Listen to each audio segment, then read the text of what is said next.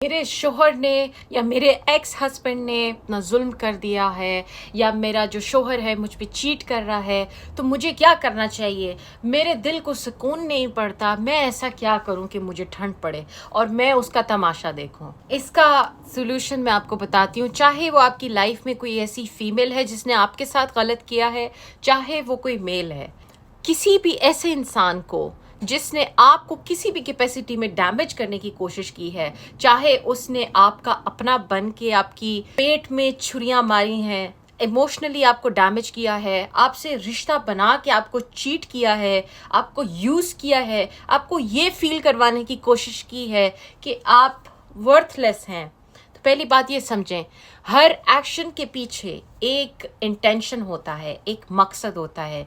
कोई भी काम बगैर मकसद के नहीं किया जाता। आखिर को ये चीज़ करके उस इंसान का मकसद क्या है? ज़्यादातर जो ऐसे केसेस है उसमें जो दूसरा इंसान होता है उसका मकसद ये होता है कि वो किसी दूसरे इंसान को तकलीफ पहुंचाए। ये लोग बेसिकली अपनी ज़ात में इतने मिजरेबल होते हैं या अपने आप से नफरत करते होते हैं। उनको उस नफरत को कहीं निकालने की समझ नहीं आती, तो वो दूसरों पर ये नफरत इस तरह से निकालते हैं, उनको तबाह करके। और जब कोई पर्सन उनके सामने तबाह होता है या डिस्ट्रॉय होता है या पेन में होता है, तो ये लोग अंदर ही अंदर इनको सेटिस्फेक्शन मिलती है, क्योंकि इनके अंदर इंसानियत, इंसान, अच्छाई, सच्चाई ऐसी कोई चीज़ नहीं। ये शैतान है, ये ईवल है। ऐसे ही नहीं कहा जाता कि इस दुनिया में नेकी और शर की जंग है, और जो है शैतान आपके सामने कोई इस तरह नहीं आएगा कि आपके सामने रिश्वत का कुछ हो गया या पैसे आ गए या कुछ। शैतान आपकी ज़िंदगी में जो चीज़ आपको चाहिए, सबसे ज़्यादा आपको चाहिए होगी, सबसे ज़्यादा आप अपनी ज़िंदगी में चाहते होंगे, शैतान उस सूरत में आएगा। उस सूरत में आके शैतान को पता है कि वो आपको जितना मैसअप कर सकता है, आपकी ज़िंदगी को जितना गारत कर सकता है, और कुछ नहीं कर सकता। आपके ऊपर अटैक्स होते हैं। सो अंडरस्टैंड करें उसका इंटेंशन क्या है ना। अगर उसका मकसद है आपको मिजरेबल बनाना, आपको तकलीफ में देखना, शायद आप में से ये बहुत सी फीमेल्स ये बात मानेंगी भी नहीं कि नहीं वो मुझे पेन में नहीं देख सकता, वो मुझसे प्यार करता है, या इवन मेल भी।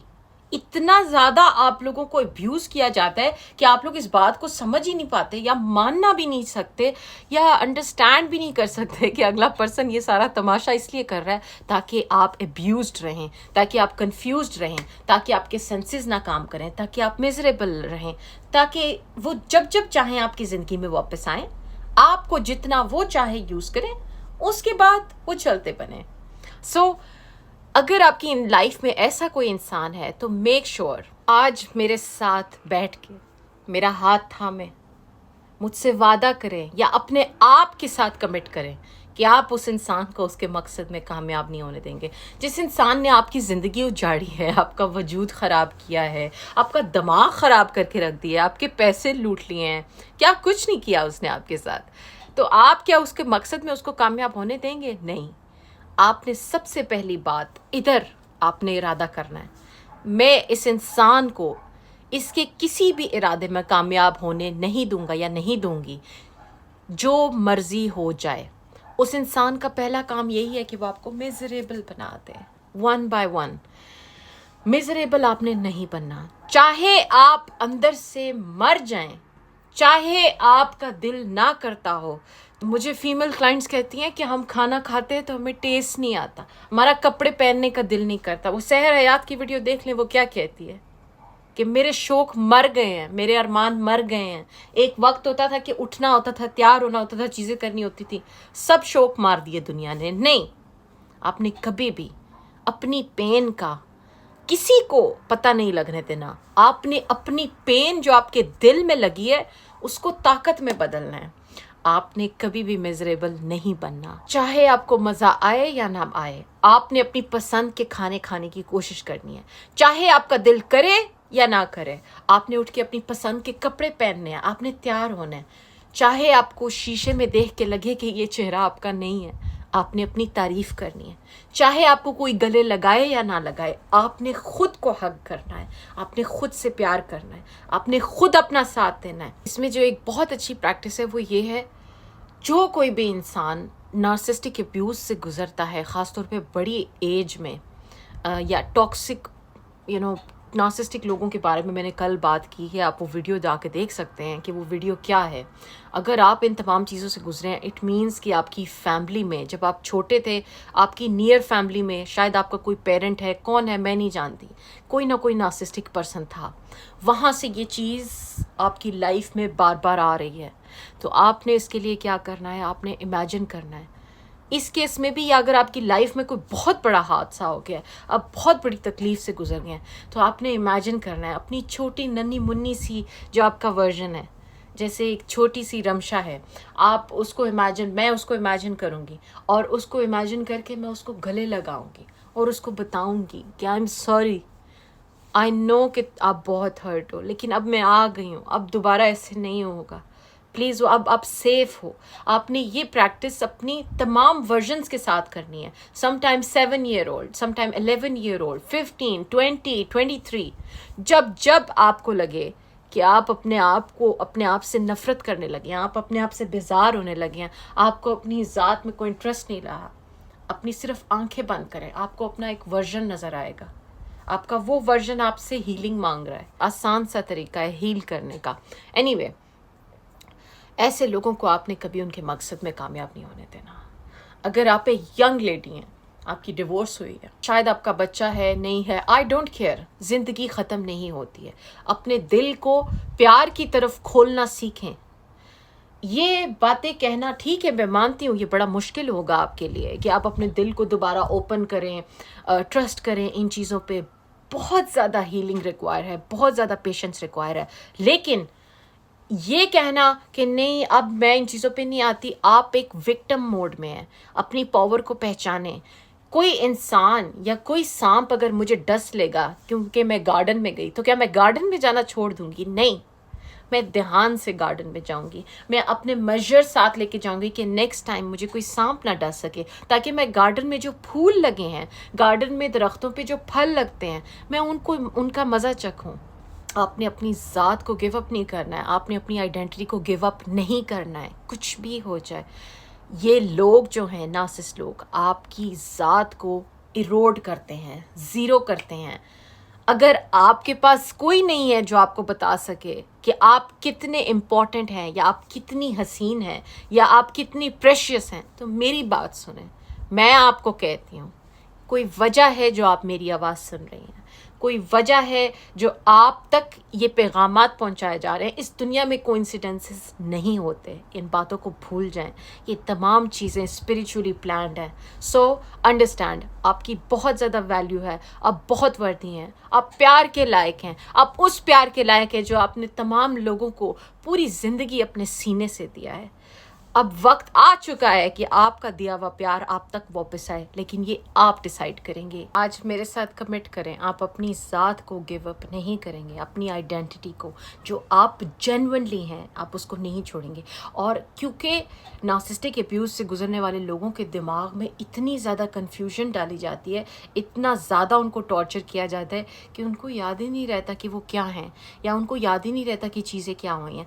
इसके लिए ज़रूरी है कि आप स्क्रीनशॉट रखें, एविडेंस रखें, screenshot, call recording, audio recording, video recording, pages पे लिखें। जिस तरह भी आप सबूत बना सकते हैं अपना बनाएं। इसलिए नहीं कि आपने कल को किसी को उनको थ्रेटन करना, यानी अपने लिए, अपनी ज़ात के लिए आपको पता होना चाहिए कि आपने क्या किया है। आप क्योंकि नार्सिसिस्ट हमेशा बातों को तोड़ेगा मड़ोड़ेगा, उसने हमेशा अपना गिल्ट जो है कहीं ना कहीं ख़त्म करना है, तो वो चीज़ों को कभी कहीं से मोड़ के लाएगा, कभी कहीं से, और आपको बताने की कोशिश करेगा कि आप गिल्टी हैं। लेकिन नहीं, आपका माइंड क्लियर होना चाहिए। नार्सिसिस्टिक लोगों के साथ वो आपसे बहस करने की कोशिश करेंगे, आपको उलझाने की कोशिश करेंगे। फॉर एग्जाम्पल, नार्सिसिस्टिक इंसान कहता है तुम कुछ नहीं कर सकती, तुम बिल्कुल जो है वर्थलेस हो, या तुम्हारा कोई काम नहीं है, या तुम इतनी खूबसूरत नहीं हो, या कुछ भी। लाइक ये जस्ट एग्जाम्पल्स हैं। सो मेरा क्या रिस्पॉन्स होगा? No response. क्योंकि नार्सिसिस्ट ये तमाम चीज़ें करता ही इसलिए है क्योंकि उसको एक्शन, कोई आप उसको कुछ कहें, जब आप बेसिकली इन लोगों के अंदर एंटिटीज़ होती हैं, लोग को खुद भी नहीं पता ये किस कर्स में है। जब आप इनको इमोशनल रिस्पॉन्स देते हैं, इसको लूश कहते हैं स्पिरिचुअलिटी में। ये एंटिटीज़ उन चीज़ों पे फीड करती हैं, ये ग्रो करती हैं। जब उनको हमारी तरफ से रिएक्शन मिलता है, वो एंटिटी खुश होती है। एंटिटी खुश, नार्सिसिस्ट खुश। तो हमने नार्सिसिस्ट को खुश करना है? बिल्कुल भी नहीं। नो रिएक्शन, नो रिस्पॉन्स बहुत से केसेस में। लेकिन आप लोगों ने जाहिर है सिचुएशन देख के एक्ट करना है। बहुत से सिनेरियोस में खामोश रहना, साइलेंट ट्रीटमेंट उनको दे देना बहुत अच्छा रहता है। एक और चीज़ जो आपने करवानी है, आपने नार्सिसिस्ट को या टॉक्सिक पर्सन को फील करवाना है कि उनकी कोई वर्थ नहीं है, जैसे वो आपको फील करवाने की कोशिश कर रहे थे। ये कैसे करवाना है? ये नहीं कि आपने उनको अपनी तस्वीरें भेजना शुरू कर देनी है। लाइक यंग लड़कियां हैं, वो ऐसा करती हैं, बताती हैं जो कि मेरे एक्स से ब्रेकअप हुआ है तो जी मैंने उसको अपनी पिक्चर्स भेज दी, मैंने स्टेटस लगा दिया। ना ना ना ना ना ना ना, you don't have to do all this. आपको अपनी लाइफ में जेन्युइनली अच्छा फील करना है, आपको जेन्युइनली अपने गोल्स बनाने हैं, आपको जेन्युइनली अपने लिए एक ऐसी ज़िंदगी और आइडेंटिटी बनानी है जो कि उस इंसान और उन चीज़ों से सेपरेट हो। जब वो इंसान ये देखेगा कि यार ये तो ये तो हाथ से बाहर हो गई बात, उसी वक्त उसको जो है इनसिक्योरिटी, उसको रातों को नींदें नहीं आएंगी। वो कभी कुछ सोचेगा, कभी कुछ, वो कभी कोई स्कीम लगाएगा, कभी कोई। और इसमें सबसे मज़े की बात ये कि आप अपनी लाइफ में ऑलरेडी मूव ऑन कर चुके होंगे, तो आपको फ़र्क भी नहीं पड़ेगा। ये चीज़ आपने अपनी लाइफ में अपने आप को प्रायोरिटी बनाना है। आप मेन सेंटर हैं। आप क्या चाहती हैं, आपका क्या खाने का दिल करता है, आपने कहाँ बाहर जाना है, आपके क्या शौक हैं, आपका क्या करियर है, आपका दिल क्या करता है करने को, आपने वो तमाम चीज़ें करनी है। याद रखिए, ये ज़िंदगी सिर्फ एक दफ़ा है। हर इंसान इस दुनिया में कोई इसलिए नहीं आया कि हम बस शादी करें, बच्चे करें, बस जी बस ज़िंदगी ख़त्म हो गई। नहीं, हर रूह का एक मकसद है, चाहे वो ईवल रूह है, चाहे वो नेक रूह है, और हमें वो मकसद निभाना है। जब तक हम उस मकसद को नहीं निभाएंगे, आप इसको कोई भी नाम दे लें, हम जो कमिटमेंट या वादा या कुछ भी हम पहले करके आए हैं, हम उस पर पूरा नहीं उतरेंगे। अपने आप को पहचाने, अपनी ज़ात को पहचाने। और नार्सिसिस्ट लोग जब भी आपको कभी बताने की कोशिश करें कि आपने गलत किया है या कुछ, रिएक्शन ना देना ठीक है, लेकिन उसके बाद आपने अकेले बैठ के ख़ुद अपनी ज़ात को बताना है कि नहीं, इस तरह नहीं है। लेकिन नहीं किरण इस तरह नहीं हुआ था, किरण मुझे ये पता है, लाइक जो भी आपका नाम है, इस तरह से आपने ये चीज़ अपने साथ करनी है। इससे आपका ब्रेन वो जो डैमेज आपको करने की कोशिश कर रहा है उससे ओवरकम रहेगा और आप स्ट्रॉन्ग होंगे दिन ब दिन, आप देखेंगे। अच्छा, फिर एक और मज़े की बात है कि जो नार्सिसिस्ट इंसान है ना, चाहे वो आपका शोहर हो, कोई लवर हो, कोई भी हो, वो वैसे आपके साथ बड़ी लव बॉम्बिंग करेंगे, आई लव यू, मैं ये, मैं वो, पापा। लेकिन मज़े की बात ये है, जब आप अपनी ज़िंदगी में बेहतर होना शुरू होंगे, वो नफ़रत करेंगे इस चीज़ से, क्योंकि वो सोचेंगे कि मैंने तो इसको डिस्ट्रॉय करने की कोशिश की, मैंने तो इसके साथ ये कुछ किया, ये तो फिर बेहतर हो जा रही। वो और टेंशन में जाएंगे और इनसिक्योर होंगे। लेकिन आपने अपना पाथ नहीं छोड़ना, आपने उसको रास्ता उस तरह अपनी ज़िंदगी में दोबारा नहीं देना। हो सकता है आपकी मजबूरी हो, आपको 3-4 बच्चों की माँ हो, आप इसी घर में रहती हो जहाँ नार्सिसिस्ट के साथ आपके गुजारा नहीं है, आप उस कैपेसिटी में नहीं है कि आप बाहर निकल सकें इस सिचुएशन में। तो नार्सिसिस्ट को जितना आप ब्लॉक कर सकें अपने एक्सेस से, जैसा भी एक्सेस है, इमोशनली, स्पिरिचुअली, जो भी आप इसको नाम दे लें, तो वो आपको बहुत हेल्प करेगा। अच्छा, एक फीमेल नार्सिसिस्ट की मैं आपको एग्जाम्पल बताती हूँ। मेरा दोस्त है, उसको बेसिकली उसकी वाइफ नार्सिसिस्ट, उसने उसको इतना अब्यूज़ किया। वो मुझे कहते हैं, रमशा मैं आपको मैसेज करता हूँ तो उसको मैं मैसेज करता हूँ, वो रिप्लाई नहीं करती, वो बड़ा बिज़ी होती है। वो इतना डैमेज हो चुका था, वो मुझे ऐसे कह रहा है कि वो बिज़ी होती है। मैंने कहा मेरी बात सुनो, तुम पाकिस्तान में हो, वो पाकिस्तान में है, तुम मुझे यूके में मैसेज करते हो तो मैं तुम्हें यूके में रिप्लाई करती हूँ। तुम लोगों को पता है कि यूके में लाइफ कितनी बिजी होती है। तो मैं यूके से बैठ के तुम्हारी इतने लंबे लंबे मैसेज का रिप्लाई कर देती हूँ, तो वो वहाँ बैठ के नहीं तुम्हारे मैसेज सुन सकती। She is bullshitting you. उस बंदे को उसने इतना अब्यूज़ किया था, इतना अब्यूज़ किया कि आई कैन नॉट, मेरी बस होगी उस बंदे को समझा के।